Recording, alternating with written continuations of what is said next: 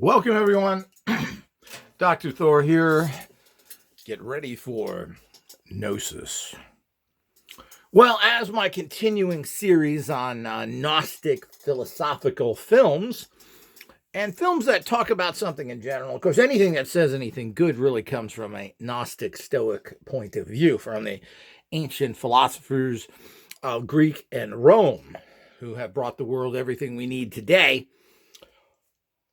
Unfortunately, polluted by the unfortunate Middle Eastern philosophy systems embraced by a very low-level group of people in Central Europe. But let's move on past that. One of the most great movies ever made was Exorcist II, The Heretic. Now, Exorcist was a huge hit. I keep forgetting how these movies came out while I was in high school. And this is so long ago. I always kind of think the 80s was, well, that's not that long ago. What was that, 10 years ago? No, the 80s are like 40 years ago, 45, almost 50 years. So there's a whole group of people that weren't born then. It's quite amazing with all of this. So there's an awful lot that happened that is pretty profound from the 70s into 2000, into these areas where people weren't even born yet. Some very important stuff, which I think was pretty profound. I think there was less corruption, but I guess everybody from every generation says that. But I mean, you look back at the old movies. I mean, did they really say anything? Bogart and Cagney and what? Angels with Dirty Faces. I mean, Casablanca was a great film. I still enjoy it today. But was there anything in it? I'm not sure. There certainly was a certain amount. But these films tend to be hollow, ultimately, with their messages and higher statements. Things started to happen in the 70s after the hippie generation. We're kind of full and happy. They were all... they humped themselves to death. They were doped up for years. Of course, to interfere with their fun, they murdered them in Vietnam by the tens of thousands. Millions came home scarred and butchered. But remember, Vietnam will be the next place we go to party. Let's go to the literal Hanoi Hilton. So as we understand all that, one of the big films, of course, of all time, which was very impressive. I mean, it was the Matrix of its time. It was extremely well done. Everybody went and saw it, but not for any really philosophical reasons as the Matrix turned out to be. But it really turned into just a great film, which was very impressive. And there was a lot of very graphic scenes. And as usual, I have some connection to it. Being a LA boy, bizarre connections to almost everything. Apparently, I look back and I'm surprised because I never thought of this at the time.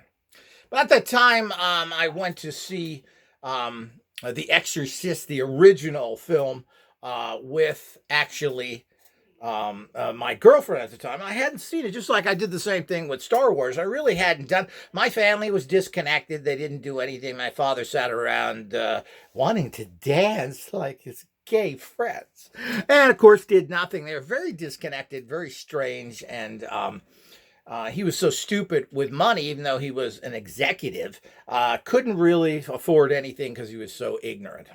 So that's another story, but everybody should know that, and know that, I've reached very high levels of success all by myself, using my tech and using my empowerment. So all of those out there that think differently, or don't know what's going on in their lulling of their world of evil is your choice. But I digress like I usually do. But The Exorcist, of course, people got sick. They ran out of the theater. Not when I went and saw it. I saw it in a crappy little theater. Unfortunately, at that time, was the only one playing it because I think I saw it late. Usually, I went to the best theaters there were. And LA has fantastic theaters. The Chinese Grumman in Hollywood, where they have the footprints outside. Westwood, which is near there, or near, I should say, Beverly Hills, had fantastic theaters, really wonderful. This is where all the old movies near UCLA.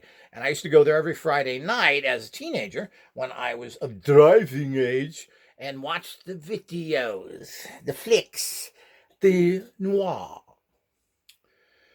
And this, of course, was what else do you do? I mean, what is there to do? And, of course, in those days, movies were pretty cheap. And, of course, Westwood Village had all these movie theaters in it and had nice little quaint restaurants as well. So after the movie, you could get something pretty inexpensive. In those days, when I rode my dinosaur there, things were pretty, you could afford it. So it wasn't really a big problem. Unfortunately, I had very bad company with the crappy dates I had, but that's another story. Yes, indeedy. So the whole idea is that I went to this bad theater, but this is a very in-your-face film. You know, one of the problems with watching videos on crappy little cameras for morons, yeah, I watched an entire series on a crap camera. Oh, it was just exciting. Apparently, people do everything. I mean, I don't quite understand it in my generation, because I kept buying bigger and bigger TVs. I think I had a 65-inch TV. Was the last one I had, particularly in California, hooked up to a video. I mean, there's nothing like it, and nothing like repeating that. Of course, people in California and Americans in particular, I mean, you had drive-ins, which had, 200-foot screen. Also, there is the fantastic screens that you find in some choice selections. Oh God, now it slips my mind. But these fantastic screens are 90-foot high. I think they're 80-foot, and they give you really fantastic. I saw the Matrix there. They had one in the town I used to live in. They're special types, but they also had in Southern California. They had the Dome Theater, which had this special film that was only a few were filmed in this particular millimeter, and it surrounded you and you could go in there and sit. I went there many times as well off of Sunset Boulevard. So it was kind of exciting that these things are out there if you knew about it. But of course, I only knew about these things as I found out myself. But the bottom line is that lots of exciting things can happen in certain big cities, and Los Angeles certainly has, which is criticized horribly, has everything if you know. But you got to know LA. It's not like New York. Hey, cab driver, take me to the Bronx. No, it's not like that. So you really have to know where you're going. But certainly one of the great cities and quite unusual city that doesn't get any credit. But I diverge. But the whole idea is that the Exorcist, I mean, this was causing a panic in its time. People were just freaked out. People would go in there and be screaming and yelling, and they just couldn't handle it. After all, they were cowardice Christians. How could they possibly deal with evil? Christians don't know what to do except get on their knees and take it for the devil.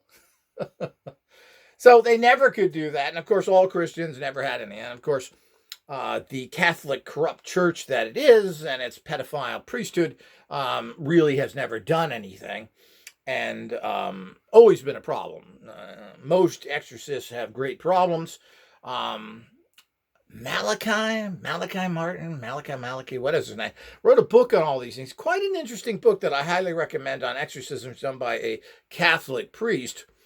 And the devil or the demons actually pushed him down the stairs at one time, and he got hurt, and he died very young, which was thought to be involved in a problem with a demon. Jeez.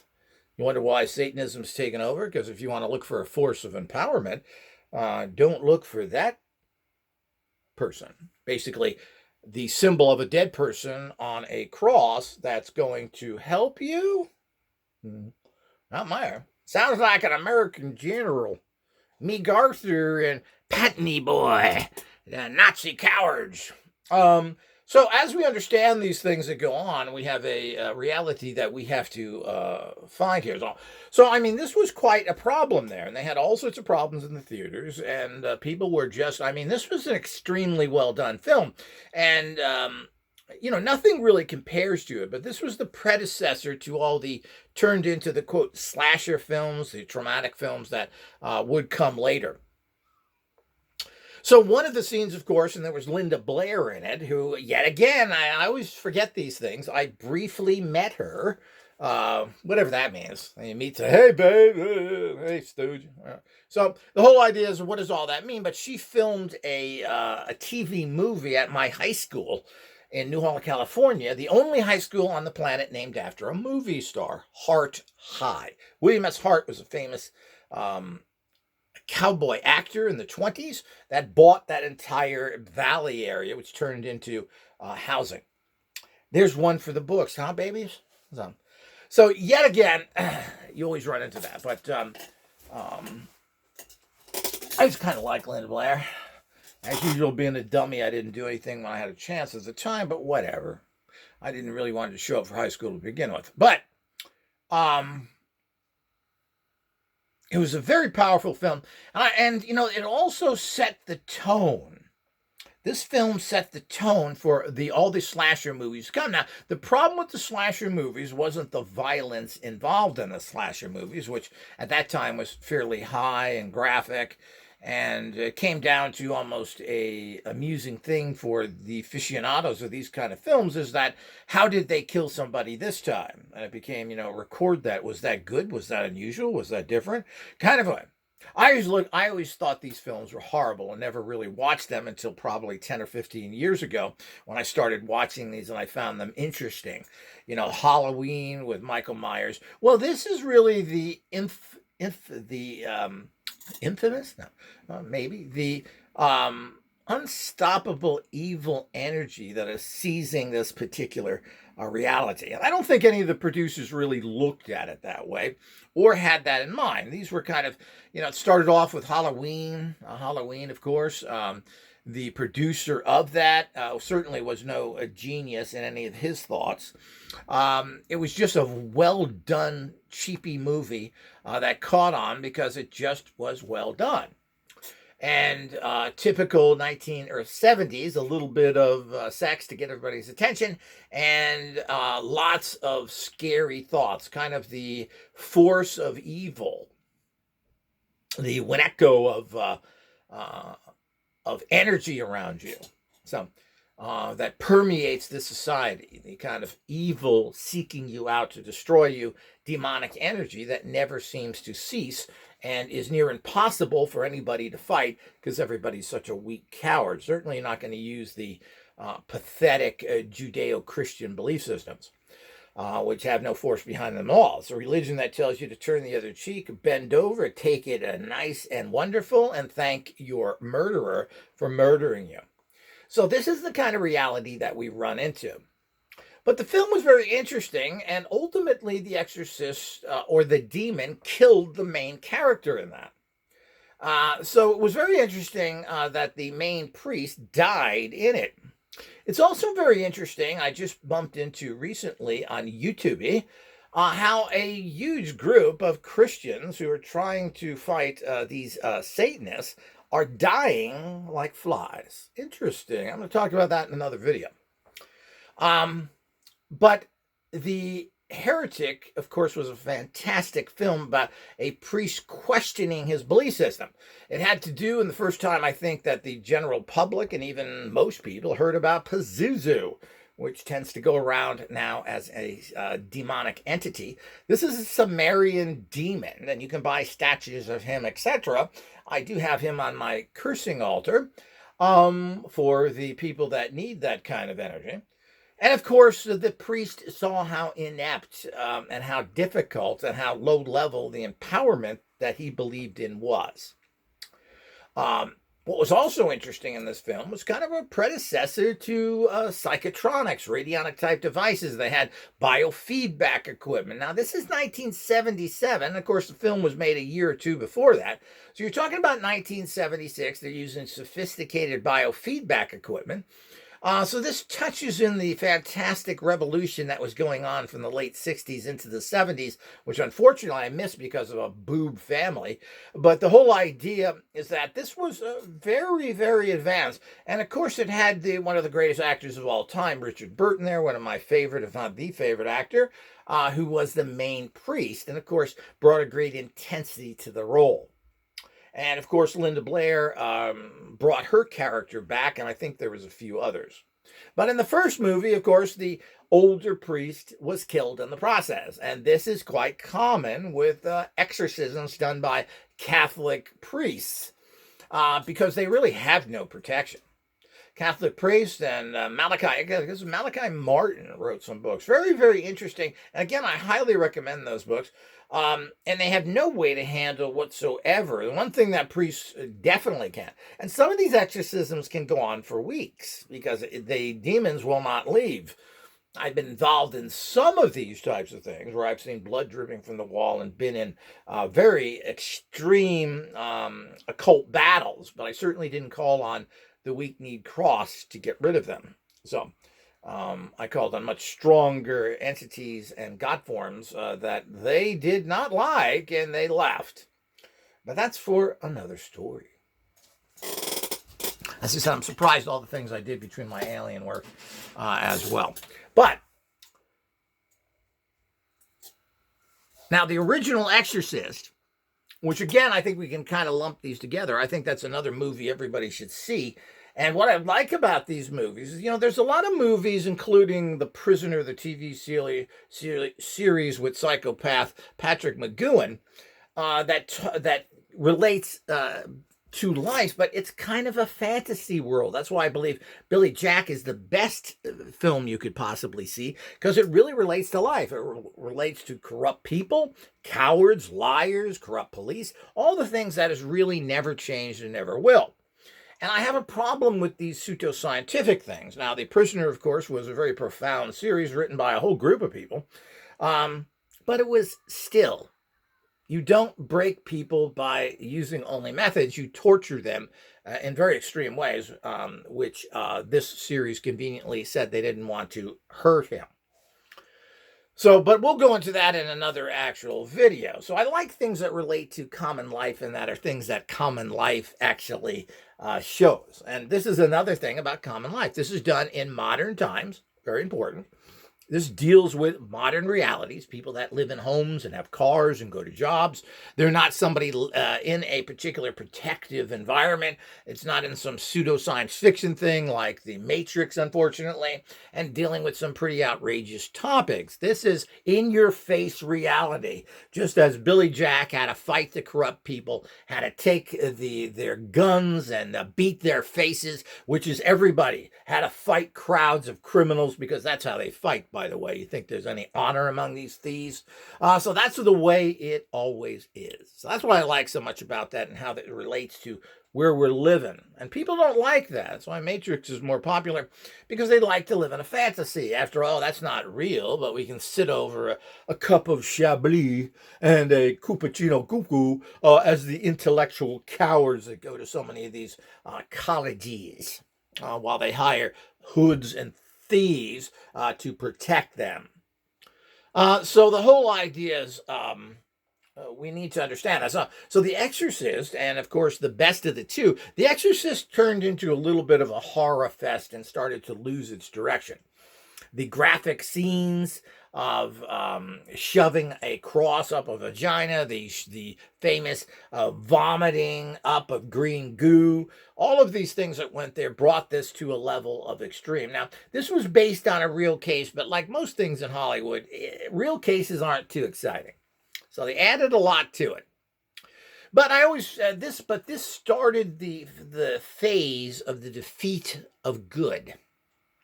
And this carried on through all these movies because generally, Michael Myers, can't kill him. You become sympathetic with someone. I remember that Robert Englund, who did the Freddy movies, the Elm Street movies, stated that, and he went in a commentary on that film, and as I said, these commentaries are filled with juicy gold, stated how he felt that Freddy was justified in terrorizing some people because even though Freddy was a multiple child molester, that people had tortured him and burned him to death, and he deserved revenge against people who didn't play fair. So this is part of the reality that we all have to understand in the bigger picture, that is part of it. So this started this. This started the liking of the bad guys in a strange way. After all, Michael Myers is invincible. Does that mean he's divine? In a certain way, you can look at these films as divine justice, which I find kind of fascinating. I never really went and saw these films. As I said, I never got into these slasher type films or all the other ones. Always felt these were kind of primitive. Even horror films was not something that was looked upon good by myself or even throughout my family. Nobody in my family was. They didn't think it was entertainment. Of course, they were goofy. But it's interesting how these become I don't know if you call them the anti-hero or not. I mean, basically in Halloween, a bunch of spoiled little rich white kids humping all the time were murdered by this guy. People who did nothing or unhelpful, who didn't help their family or anything else. In kind of a way, it's a destruction of a useless group of do-nothings. And of course, there is that type of promiscuous reality that these films like to push, of course, to titilize the audience, because these are kind of exploitation films of their time in the 70s. People went to drive-ins to see these things with their girlfriends, and they wanted to see a little bit of porn. What was porn in the 70s, which is kind of laughable considering what is around today. So this was pretty much what was out there, and it was kind of a fact that here's these bunch of little spoiled brat kids doing what they're not supposed to and getting paid the ultimate price. You could relate that to, promiscuous sex and you die, because that's pretty much who was killed first. Well, it's kind of interesting, depending on how much you want to analyze these films past that. And the hero, of course, is the invincible one. And, of course, Halloween had a great protagonist, the police, I forget the British actor name, who does certainly have a great charisma, hunting the ultimate evil who's terrorizing everyone. And very interesting to look at. But the original Exorcist, as I said, went into that gross factor, which made it extremely successful in the box office. It just was a shocking film. I don't think anybody cared about the message. Now, after that film came The Exorcist II, The Heretic, which is what I'm talking about right now with Richard Burton. Now, this is a very philosophical film, and I have many times used the reference to, I don't think too many people know it, of the wings of the locusts, or bringing in the evil, not the kind of garbage you hear from pseudo-intellectual right, the Winneco. It's the wings of the locusts. I'm going to change that reference to that in my material as well. And you'll understand that reference when you see this film. Now, The Heretic 2, Exorcist 2, The Heretic, is available on YouTube, and you can rent it for a few buckolas. Be one of the best things you ever did. So, and hopefully you're not watching it on a phone, because I don't even know what to say about that. You're watching it on a real TV, and hopefully a good size one. If not, rent it somewhere. I don't know if you can get it at Netflix or whatever it is people do, but this is a fantastic film that gets into an intellectual understanding of fear, of a person questioning the empowerment of the Jesusism and how this would work for him. Expertly, masterfully done, I should say, by one of the greatest actors of all time, Richard Burton, the great Welshman. And everybody else did it. It's not just one person that makes a film. The showing of Pazuzu, the interesting details, the use of the locust is mastery.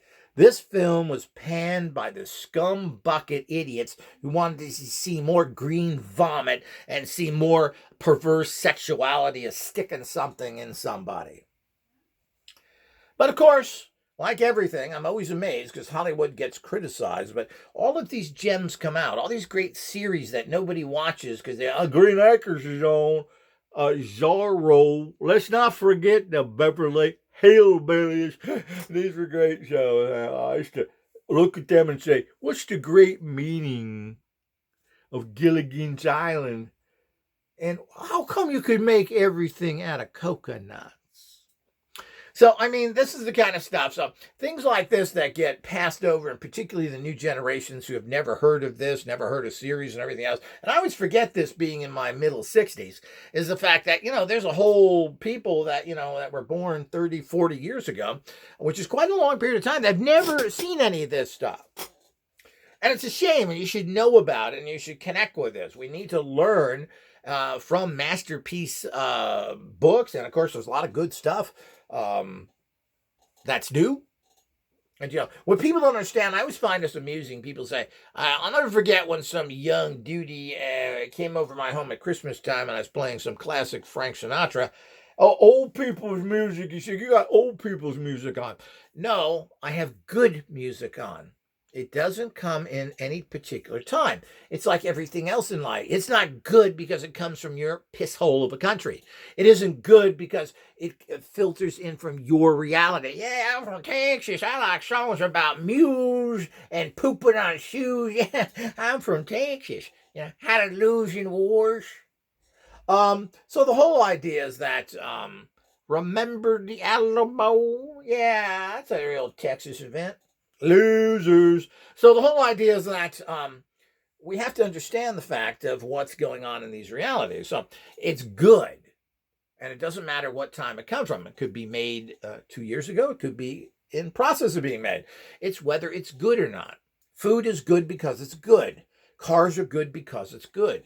Information is good because it's good. It could be from 1812 or 1973. So it doesn't matter. So something as a Gnostic understanding that you need to have as well. You seek knowledge everywhere you can get it because there's so little wisdom out there, I should say you seek. There's so little wisdom, you got to grab every piece you can get. Here's a great wisdom film. Now, whether these people knew what they're doing, but a lot of people are just guided to do this for one reason or another. Whoever wrote this script didn't write it on his own. He wrote it with help from divine intervention. And of course, that's how all these things are really done. So let all of us understand that. But this is a very profound film about confronting evil, dealing with it, recognizing it, and understanding how powerful it is and how the wings of the locust are around us all the time. And most people are infected by the locust energy. Very, very easily. And we just have this permeating society today. And as a matter of fact, we have a huge group of people who have embraced evil because it fulfills their lower understandings. And quite frankly, evil has always ran this planet. And there's very few that have the courage to stand up to it. Everyone is working against good people. Evil organizations? Well, just about all the churches are evil. It's pretty hard to differentiate between a Satanist and the Catholic, Christian, Baptist churches who are all infected with the scum of their belief system.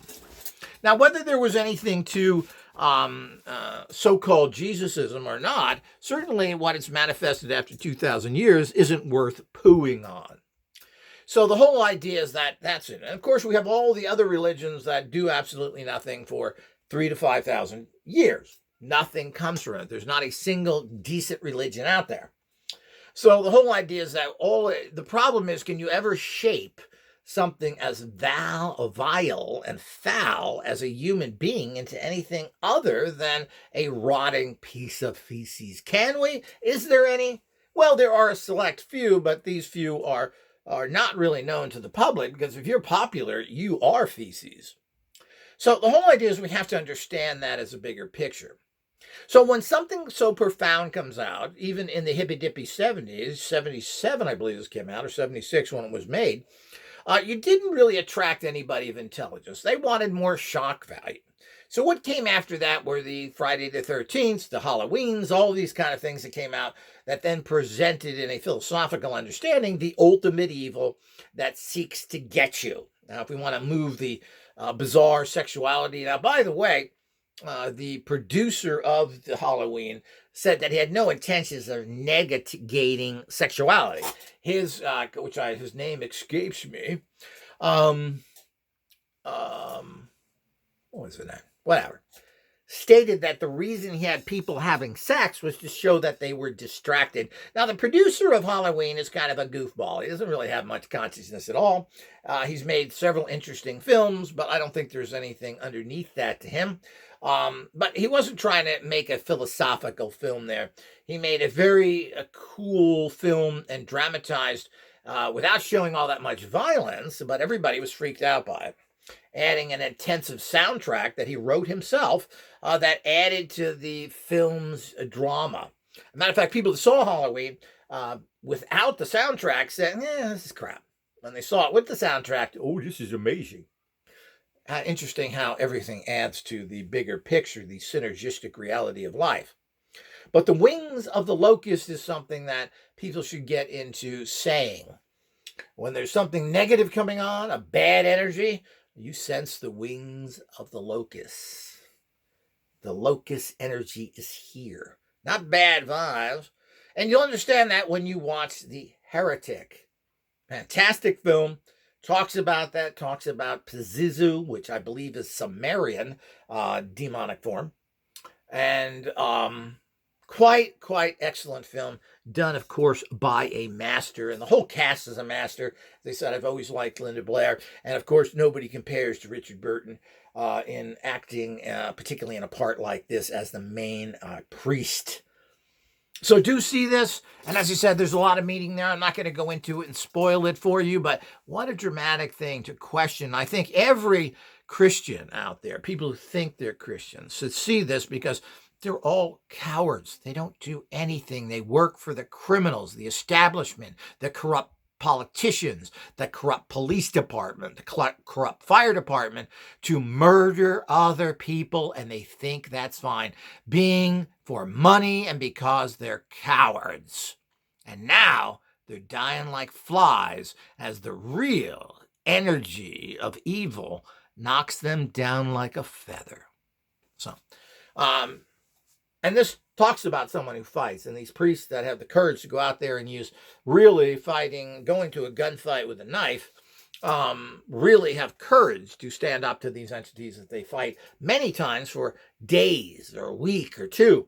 And they've never been able to defeat any kind of entities that come from Paulo, I believe it's the Brazilian entities they cannot handle whatsoever. This is stated by Malachi Martin in his book, which I think is quite fascinating and profound, particularly since the areas that this kind of demon comes from are Latin areas where there is a lot of Christian or Jesusism at. Kind of a fantastic thing to think about, or maybe not. As I've always said, if you really want to see demons, look for the blue uniforms of the police, the uniforms of your fire department, the white robes of your doctor, and the white gowns of the scientists. You want to look for horns and a tail, well, that's where they're at. Until next time.